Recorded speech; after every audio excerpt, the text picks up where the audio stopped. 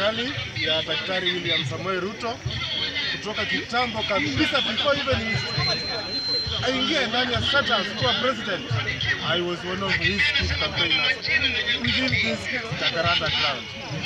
Nikifika saa hii kwa mahali na vile ameendelea kutawala, mimi nimeendelea kuwa mtu wake mpaka sasa, na nimefurahi zaidi tangu mzee baba Raila Amolo Odinga alienda kusimama na serikali ambayo tuliweka, ambayo serikali ilikuwa inataka kutolewa mamlakani na mtu anaitwa Mkikuyu ambaye ni mlafi wa kutawala, mlafi wa kukaa ndani ya state house, mlafi wa kuchukulia, mlafi ambaye hata ukifanya nakula hataki kutulishwa ili umekula bure. Nataka kumpinga mwenzangu mwenye amekuwa hapa akasema ya kwamba nyinyi mnapita Mkikuyu ndani na mnakaa na nyumba zenye mnaishi za Mkikuyu. Hii nyumba ambayo watu tunakaa hapa Nairobi, na kukumbusha William Samoei Ruto, na kukumbusha Mbadi Finance Minister, hii nyumba tunalipa, mimi nalipa 1500 saa hii mahali nakaa. Hii 1500 nalipa na M-Pesa. Nikishalipa hakuna ushuru hata 50 pop. Huyu mtu anapeleka kwa serikali. Huyu mtu anakula hiyo nyumba yote, hiyo rent yote. Huyu mtu na anajua vizuri mama wakipanda pale kila siku, every day Kanjo wanakuja wanamkatia receipt 50 pop, 50 pop, 50 pop. For 30 days, that is 100 and not even 100, that is 1500. Lakini huyu mtu anakula rent fully bila kutoa chochote.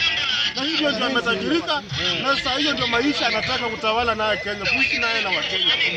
Tunaomba tukisema kwamba asante baba kwenda kusimama na Ruto. Nawe Ruto mahali huko saa hii, anza kufikiria what to do. Ruto ndani ya housing department, housing ministry Kenya. Jua hao watu wanapokaa kwa nyumba hapa wanalipa rent. Hii rent andika watu makarani waende wafanye ratiba nyumba ngapi ziko hapa Soweto, Nairobi, every estate na Kenya nzima. Every landlord alipe ushuru kulingana na rent amepeana kwa kila room ya nyumba yake. We need Kenya to get money.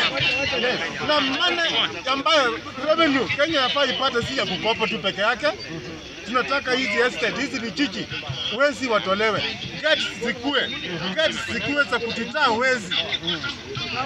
Please let us find proper way of working in this nation.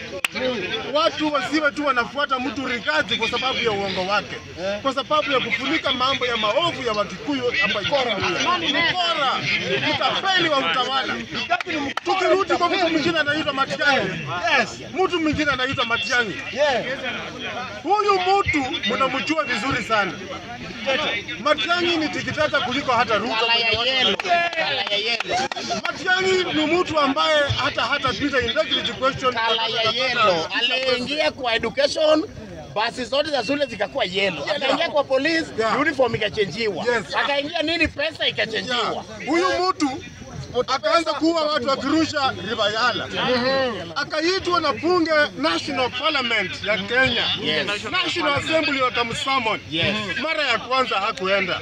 Mara ya pili hakuenda. Mara ya tatu hakuenda. Mara ya nne, mara ya tano akaitwa na High Court. Mara ya kwanza, mara ya pili, mara ya tatu huyu mtu hakuenda. Lakini maajabu ni kwamba alisikika akiongea uchafu popote alikuwa anatembea, akitembea akiwa mbafu tu, akiongea ujinga. Huyu mtu ndio watu wanatuambia, Kashieta anatuambia nataka atawale nayo hii.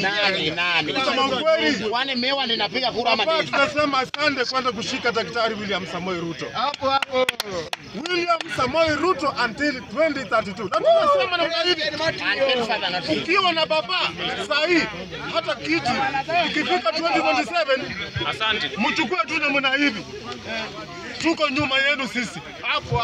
Wakati uliambia papa kwamba 2007 uliambia papa usirudi nyuma, mimi niko nyuma yako. That is what if I can quote you well. Sasa hii sisi tunakuambia mkiwa na baba, tuko nyuma yako na mawe. Tuko nyuma yako na mawe. Nyuma yenu na mawe. Asanteni sana.